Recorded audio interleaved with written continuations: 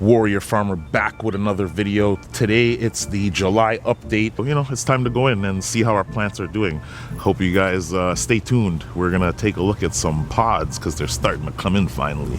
If you guys are new to my channel, this is a space where we learn to grow and we're experimenting in small urban spaces. Sometimes you ain't got a lot of space to grow, so we're trying to see what you can get away with on small patios and small footings here.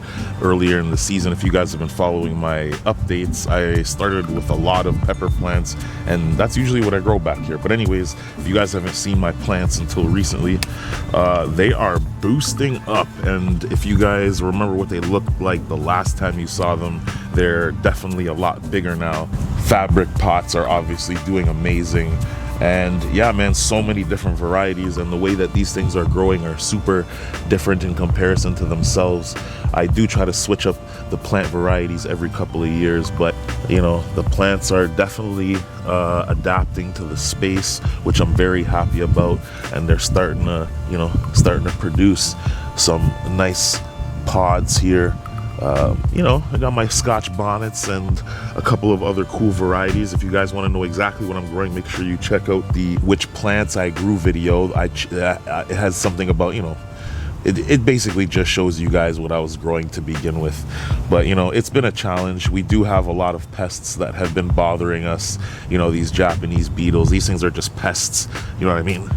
So we want to get those off of the plant as quickly as possible, seeing as how those things basically destroy your foliage, and they're no good for you, man. Although the birds have learned that they can eat them, thank God, finally. But you know, there's a lot of cool varieties I got here going. We got some Carolina Reapers starting to sprout out here finally, and if you guys, you know, anybody who knows me knows that Carolina Reaper is a staple to cook with in my house.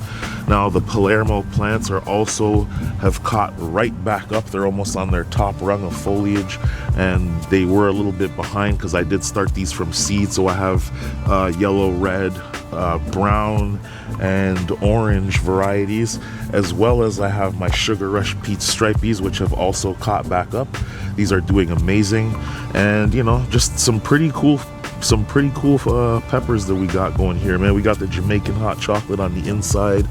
This is usually takes a little bit longer as far as plants go, but they do produce some pretty cool chocolate pods. I will be showing you guys these as they mature, man. I'm super happy with the way these are growing.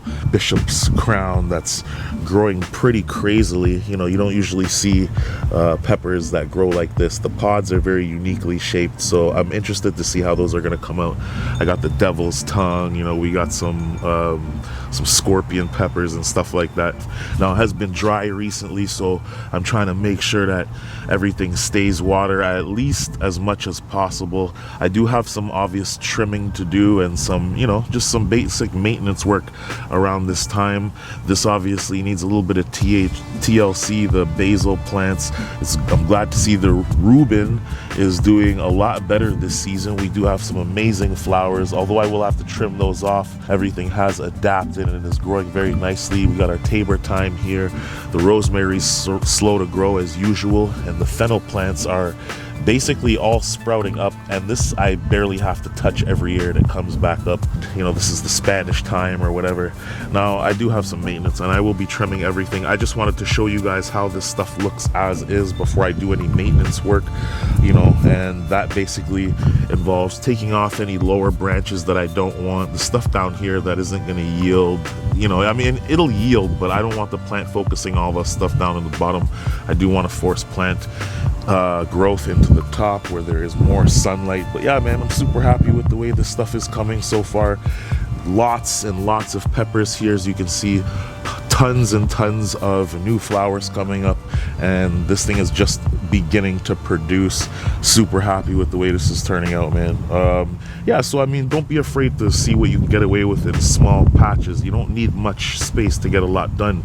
It took me and the homies probably a full 2 or 3 years to go through one whole Carolina Reaper jar. So you know, and we eat hot wings and spicy pepper food all year round. But you know, let me know if you guys are having trouble this year with all this heat and all this dehydration.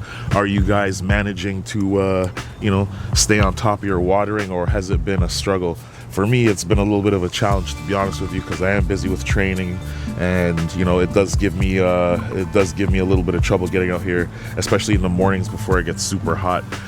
But in any case, stuff is looking up. Looks like we're gonna have a lot of cool shit to eat. Make sure you guys like and subscribe, and let me know how your garden's doing. Whether it's a perfect day today, getting ready for Caravana, and it's been an amazing weekend. So hope you guys are having a great grow season. Let me know once again how you guys are doing, and let me know your thoughts on my plants and the varieties, and if you think anything cool is gonna pop up, because I did start some stuff from seed, so you never know. Anyways, I'll see you guys on another one. Warrior Farmer out.